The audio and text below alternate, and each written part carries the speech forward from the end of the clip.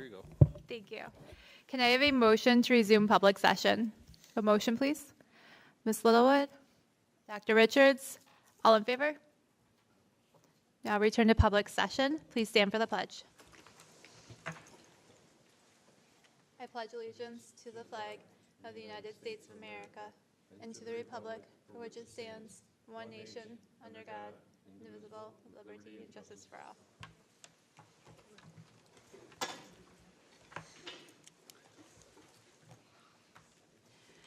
Do we have any agenda changes? Yes, we have agenda changes to personnel. Thank you. That brings us to board president comments. I just wanted to take a minute to thank everybody for being here. I know we have some less than pleasant weather, so we appreciate everybody's time and participation. And I was just thinking earlier today how close we are to almost being halfway done with our school year and how exciting and big of accomplishment that is for all of our students and our families and staff, and how much it can be a little nerve-wracking for many people as they're starting to take either midterms or some of their regions, and knowing how much hard work on all fronts go into preparing for these to show some of the things that we've learned throughout the year. So I just wanted to recognize that and wish everybody the best as they move forward in their educational endeavors. Also, I'm excited that we have more events coming up. We're in that part of the year where the weather is starting to get a little bit less pleasant, so it's nice to have events to look forward to with our community. I know some of our elementary schools have more concerts coming up, and I know this Friday, is it really this Friday already? It is the Harlem Wizards coming as an event supported by our Education Foundation. So looking forward to that time to be with our community and our families. Do we have any points of interest? Okay, moving us forward. Do we have any reports of meetings? Mr. Moscato? The Monroe County School Board Association's Legislative Committee met just to wrap up some of its plans for our advocacy in Albany. We're going to Albany end of this month to meet with staff before the budget process gets really into swing.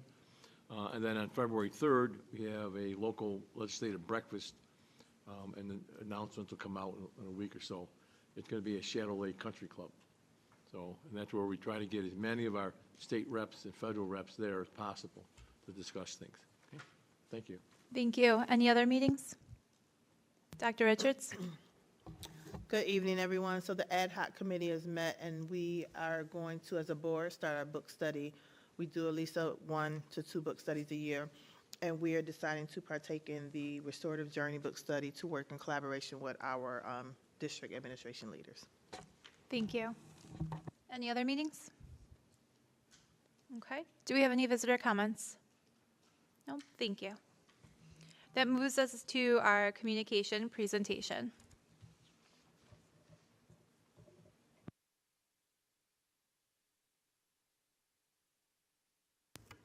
Okay, let's see if this works. Can everybody hear me? So good evening, Superintendent Daly and President Coffey and members of the board. Thanks so much for the opportunity to share some updates about what the communications department has been up to these first few months of school. So as you know, the communications department tells the stories of our district, whether it's through our social media presence or our website or our various publications. We pride ourselves in providing our staff members, our students, our families with clear, concise, and consistent communication always. Our department, small but mighty. I'm joined tonight, you all remember Abby Noble, who's been supporting us as a BOCES 2 communications specialist since last fall. This fall, we added another member to our team, Jada Atwood. She's been with us since August and has hit the ground running. Both Abby and Jada support many of our projects throughout the district, and I'm so grateful to have them on the team. So thank you again for all of your support in growing our department and all of our communications efforts. As you are aware, our work takes many forms, our many buckets, as it were. So the visible things, obviously like the social media and the website and all that kind of stuff, but then some of that behind the scenes work too, training, strategic planning, and so on and so forth. A lot of it you find out about along the way as we provide updates, but all of these buckets rely on partnerships. And so that's sort of going to be the theme of my presentation to you tonight. We partner with every department and every building in some way, shape, or form throughout the year to advance their goals, all while keeping it in line with our district goals and our mission and vision. So in addition to these partnerships, we are proud to represent Gates-Chili at the county level, at the regional level, state level, and at the national level through our participation in several committees and other professional organizations. So with that, I would like to start out on a really, really high note by sharing that we were honored with 6 communications awards, state-level communications awards this year.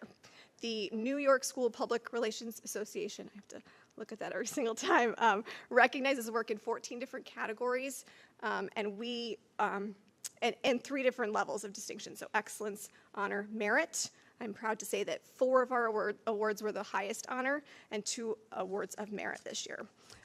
So going back to those partnerships, though, tonight I want to highlight just a little snapshot of some of the partnerships that are sort of in place right now and projects that are related to those partnerships that we've been working on throughout this year. So first, one of my favorites, the largest addition to our main campus is our new signs. This partnership between communications and facilities in December brought these beautiful new signs, 3 main entrance signs, 4 building signs, 8 wayfinding signs, and 12 parking lot signs to our campus. This project is something that we started talking about way before COVID when I first came aboard full-time, so this feels extra rewarding to finally have made some progress on this after all those years. We've needed this for a really long time, I think everyone will agree, but it wasn't just important for the need to be met, it was also important for it to look a certain way.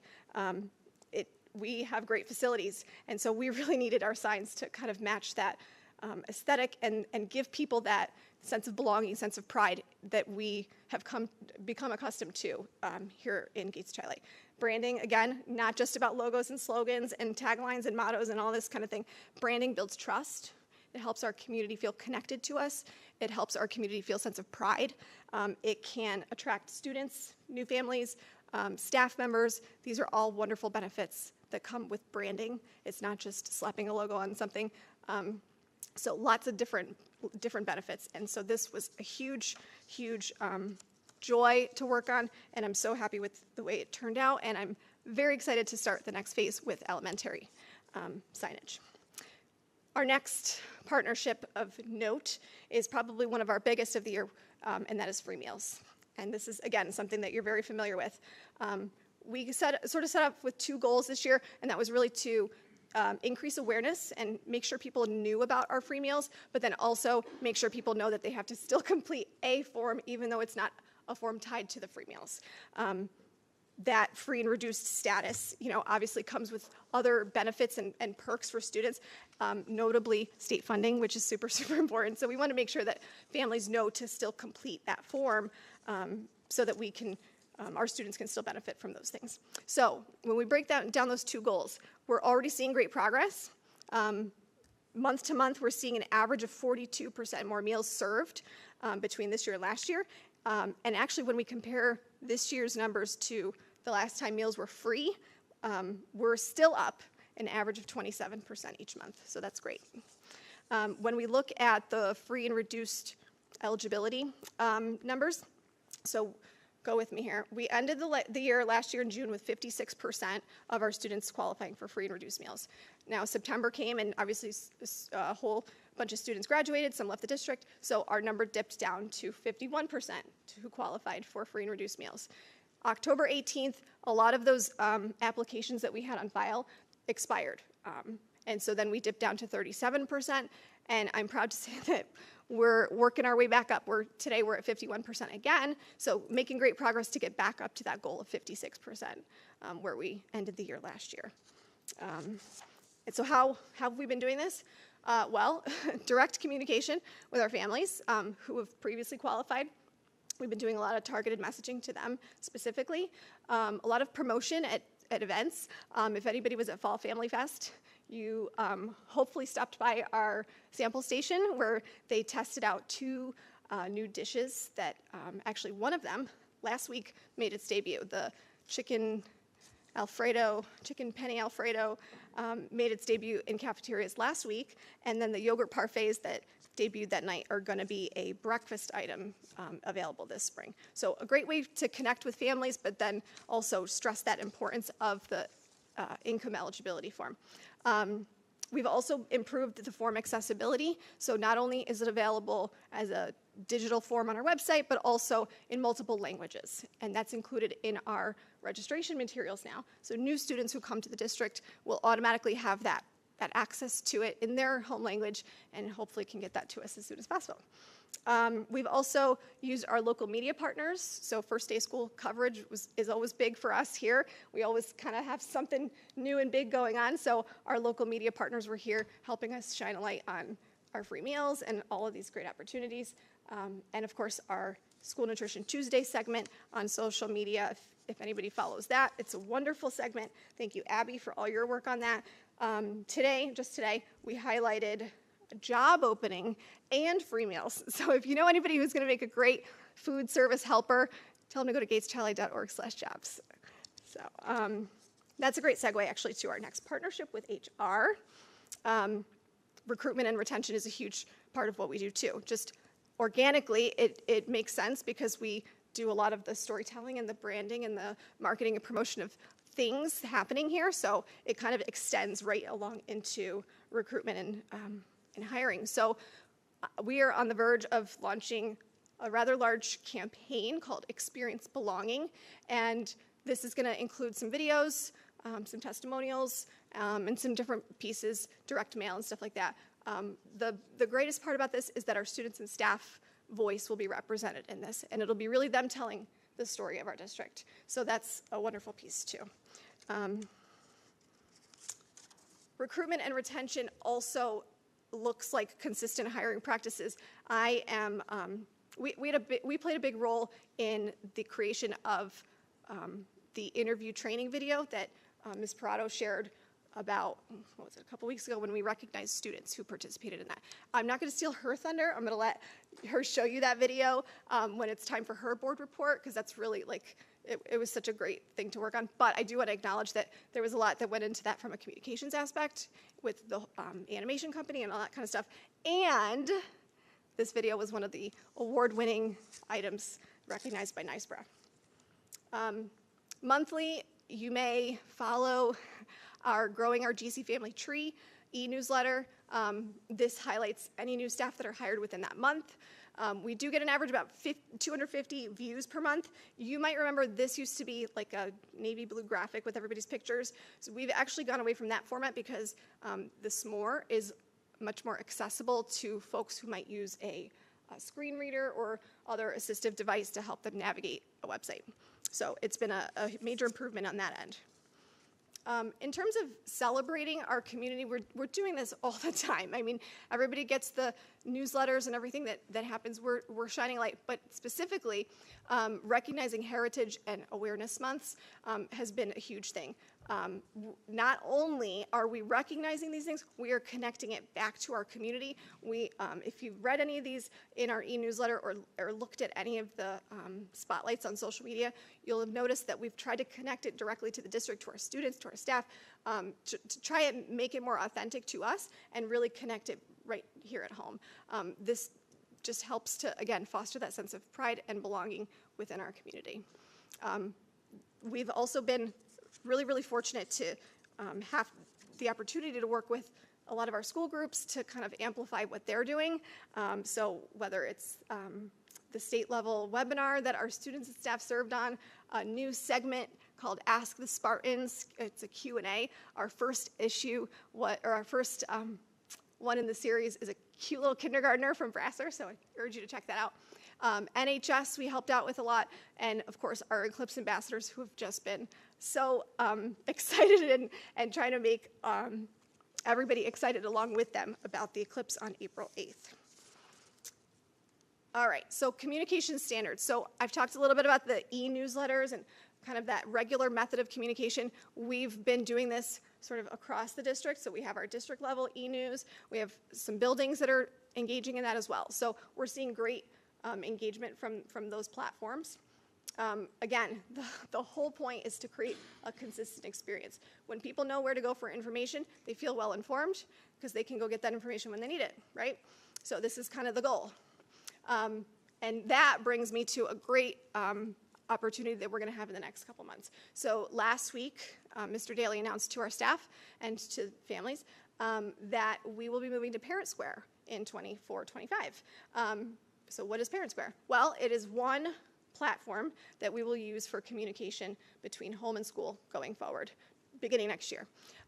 What we're kind of doing is slow rolling the process so as not to overwhelm staff. We want to make sure that staff are really comfortable with this tool before it becomes required. And that way we can help families when it's time to start using it from that user perspective.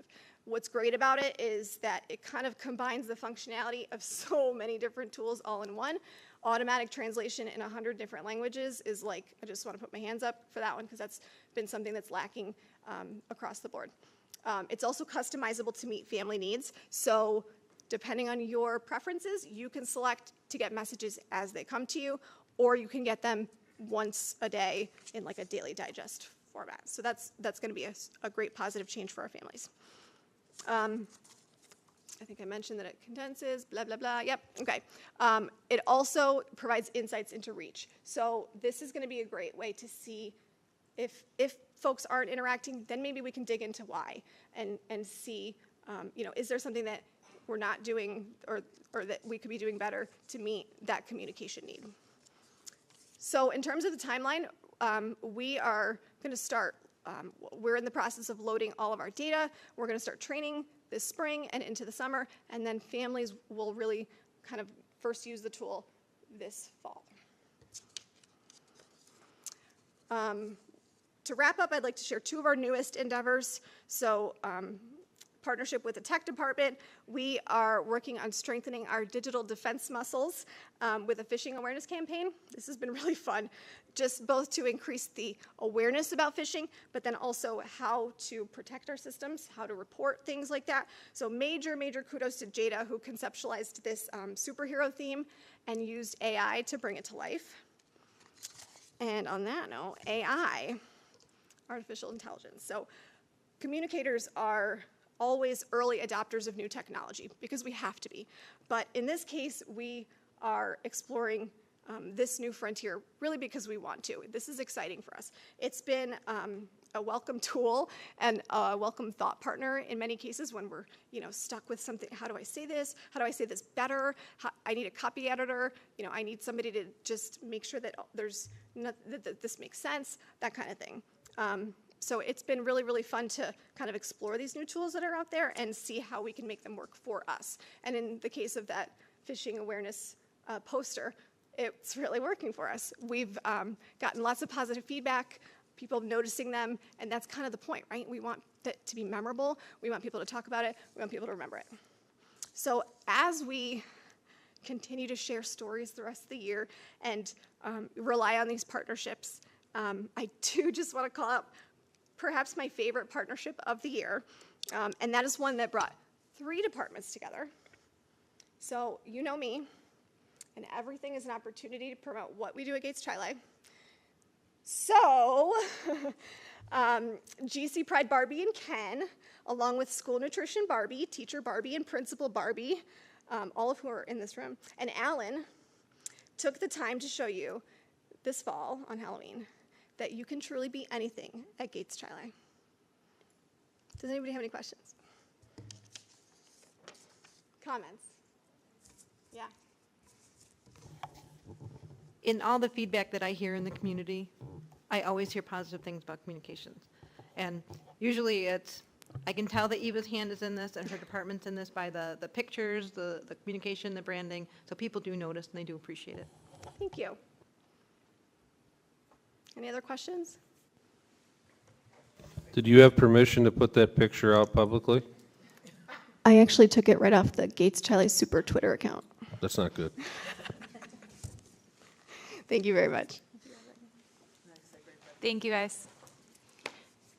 All right, that moves us forward to our finance, facilities, and audit update. Good evening, Superintendent Daley, President Coffey, Vice President Richards, Board of Education. Good evening, everyone. Thank you for having me. I'm here to give a report on the Finance Facility and Audit Committee, which I'm sure you also hear good things about in the community. The first one is the independent audit, a corrective action plan. We talked a little bit about that, and we had a new auditor this year, so went over potential corrective action plan items. We talked about the extra classroom audit. We talked about the internal audit and stated that Mrs. Sanford, District Treasurer, stated that we were on track. In terms of finance, we reviewed investment earnings for fiscal year ending 2024. We talked about the targeted monitoring of our ARP funds, those funds that we received as part of the pandemic relief funds. We talked about the fact that we ordered a new plow truck about 2 years ago, and it's finally in stock, and so that's good news for us that we'll have that truck because the current one we have is over 20 years old.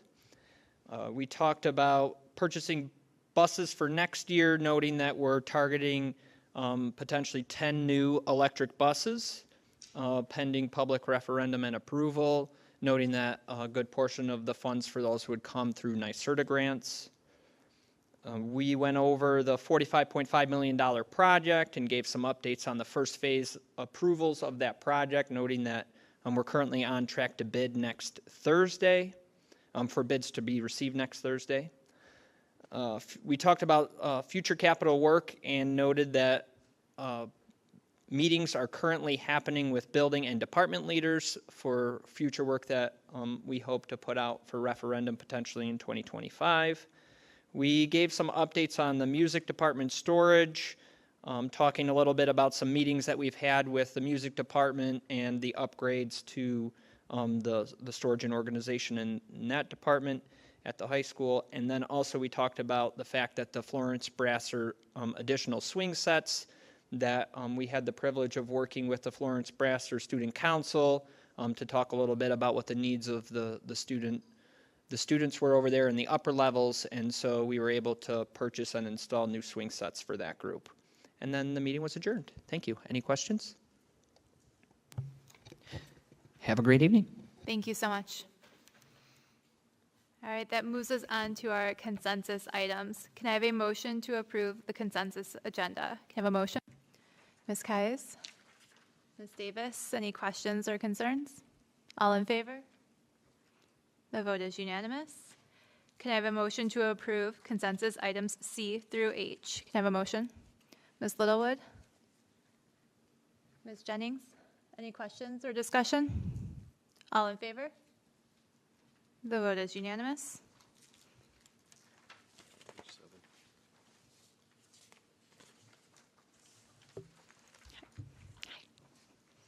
Can I have a motion to approve attached corrective action plan for the 2022-2023 Independent Audit Smart Schools Bond Act claiming procedures and capital project fund? Can I have a motion? Ms. Davis, Dr. Richards, any questions or discussion? All in favor? The vote is unanimous. Can I have a motion to approve the single audit report for the year ended June 30th, 2023? Can I have a motion? Ms. Keyes, Ms. Littlewood, any questions or discussion? All in favor? The vote is unanimous. Can I have a motion to approve the attached extra classroom activity corrective action plan for year ended June 30th, 2023? Can I have a motion? Ms. Littlewood, Ms. Keyes, any questions or discussion?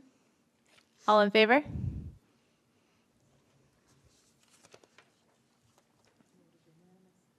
Oh, the vote is unanimous. Thank you. I flipped the page. Can I have a motion to approve attached extra classroom activity funds financial report for year ended June 30th, 2023? Can I have a motion? Dr. Richards, Ms. Davis, any questions or discussion? All in favor? The vote is unanimous. Can I have a motion to approve the intermunicipal agreement between Gates Chili Central School District and Monroe County? Can I have a motion? Ms. Davis, Ms. Urbanowski. Any questions or discussion? All in favor? The vote is unanimous. Recommended action for it to be resolved that the Board of Education, having heard an appeal from student A, discipline determination made by the superintendent of schools, designated as appeal number 1, and following due deliberation, hereby upholds the determination of the superintendent of the schools. May I have a motion to approve the board vote on superintendent's hearing appeal? Can I have a motion? Dr. Richards? Ms. Davis? Any questions or discussion? All in favor? The vote is unanimous.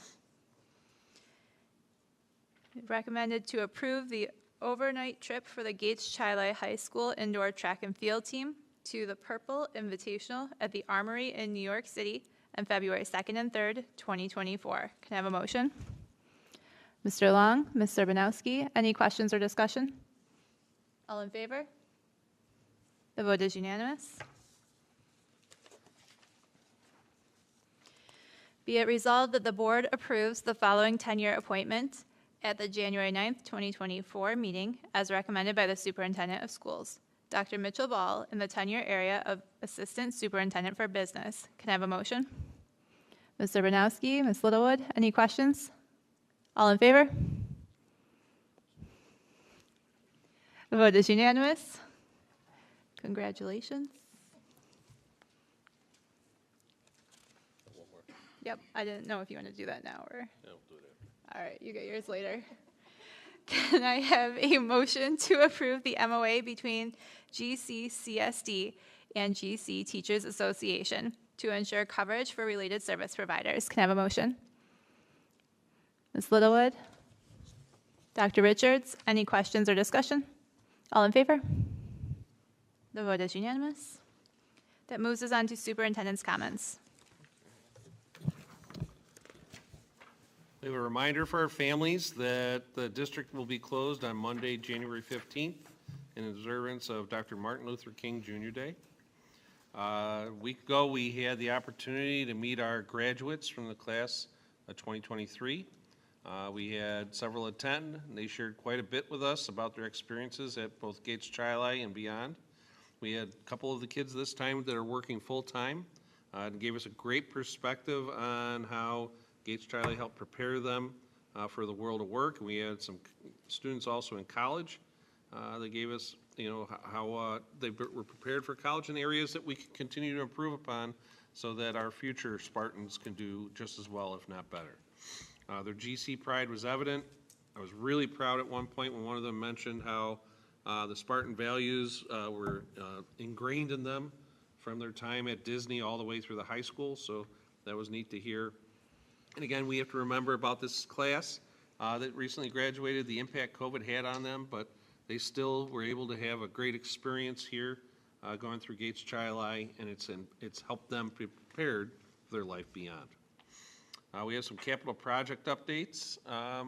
First, our middle school main entry is nearly complete, just waiting on some carpet. And then our next capital project is moving right along, as Dr. Ball shared earlier. We open bids next week. Last week, we met with Campus Construction SEI to go through the final plans for Phase 1. It's excited to see what's coming. And then the next day, we hosted a walkthrough for any contractors that wanted to see the aspects of the capital project. It was one of the most well-attended ones that we've experienced, and we're excited to see the bids come in next week so that we can begin construction hopefully in February. I know all of you cannot wait for Friday night. Unfortunately, we had an injury to our most valuable Spartan All-Star, but it is agreed now. Mr. Olin will be our head coach and lead cheerleader against the Harlem Wizards on Friday evening. There's only a few more days to get your tickets for Friday's big game. Ragtag team of faculty, staff, and our esteemed police chief and embattled town supervisor are also playing. All kidding aside, we hope to put on a good show this Friday, January 12th at our field house at 7 p.m. It'll be a great night for our families and kids to get together and have a few laughs and see the ineptitude of the superintendent at basketball. We have a very significant parent-guardian learning opportunity coming up. The high school and middle school are jointly hosting an interactive drug prevention program for parents and guardians later this month. It's called Hidden in Plain Sight, and it gives caregivers the chance to explore a simulated teen bedroom and learn to spot signs of drug and alcohol use and other risky behavior. The best part of this event is it's free, and it includes free childcare and a free pizza dinner for those that attend. There are 6 sessions from January 29th through the 31st. Please go to gateschili.org/HIPS to sign up for one of these sessions. It'll be a great opportunity for our families to learn. This afternoon, Governor Hochul gave her State of the State speech.